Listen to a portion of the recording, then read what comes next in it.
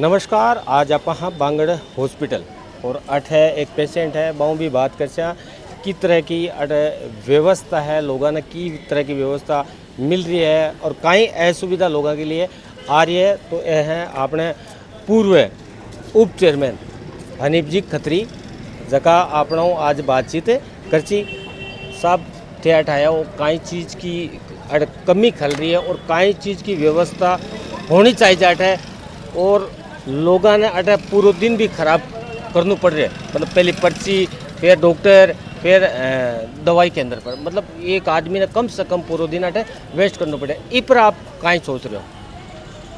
सबसे पहले तो मैं आपके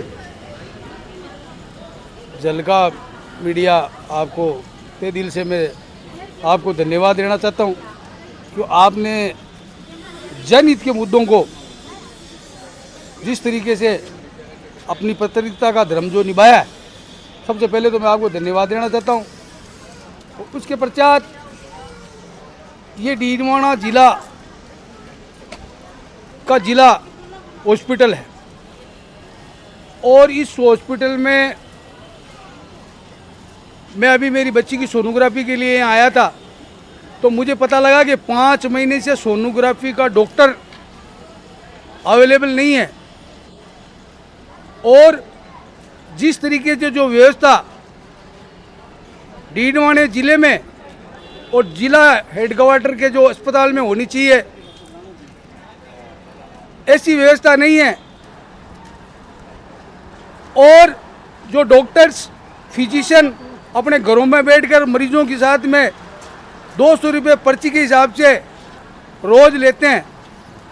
तो मैं डीडवाने के विधायक और राजस्थान की भारतीय जनता पार्टी और यहाँ से हारे हुए विधायक मैं उनको ये कहना चाहता हूँ, भारतीय जनता पार्टी का राज है और आप यहाँ से विधायक का चुनाव भले ही आप हार गए पर आपका ये दायित्व बनता है कि मैं इस डीडवाने के लिए राजस्थान की सरकार भारतीय जनता पार्टी से यहाँ ध्यान रखूँ कि भाई यहाँ सोनोग्राफी का डॉक्टर नहीं है और पूरे दिन मरीज दवाइयों में पर्ची में पूरा दिन उसका निकल जाता है। एक आदमी गर्मी के सुबह आकर शाम तक भूखे प्यासे, तो ऐसे राजनेताओं को डूबकर मर जाना चाहिए।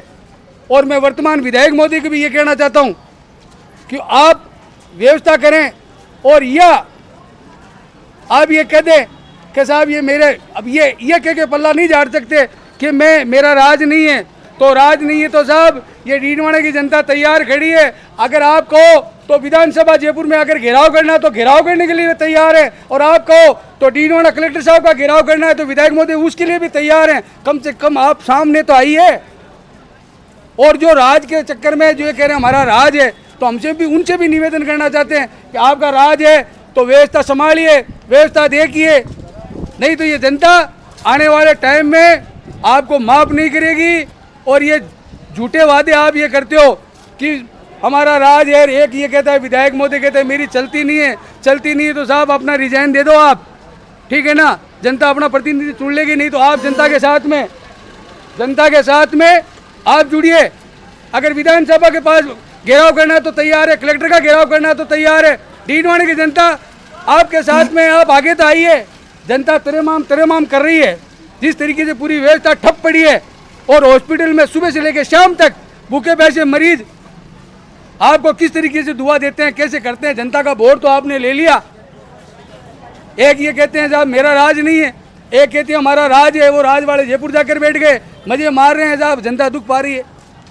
इस तरीके से ये धर्म जो राज का जो धर्म है वो धर्म आप नहीं निभा रहे हैं। और जिस तरीके से अगर इस पर कार्रवाई और ये सोनोग्राफी 5 महीने से बंद पड़ी है, हम आपको कहना चाहते हैं 10 दिन का टाइम तो आपको है, नहीं तो इसी बांगड़ हॉस्पिटल में ही ये डीडवाना द्वारा और ये डीडवाना की तहसील द्वारा जनता द्वारा धरना लगाकर हम यहाँ बैठेंगे।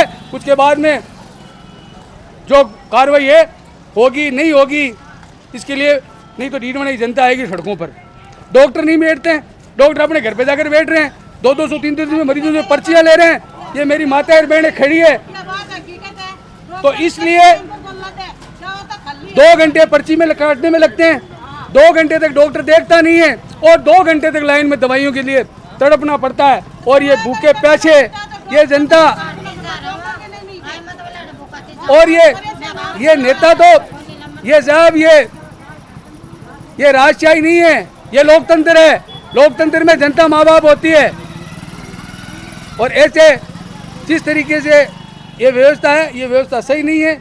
अगर इस तरीके से व्यवस्था सही नहीं होगी तो आने वाले टाइम में हम यहाँ धरना प्रदर्शन करेंगे। डीडवाना की जनता, तहसील की जनता करेगी। विधायक महोदय आप अपने घर पे बैठे रहना, प्रतिपक्ष नेता भारतीय जनता पार्टी के वो भी अपने घर बैठे रहना, जनता अपने आप को सबक सिखा देगी। यही कहना था।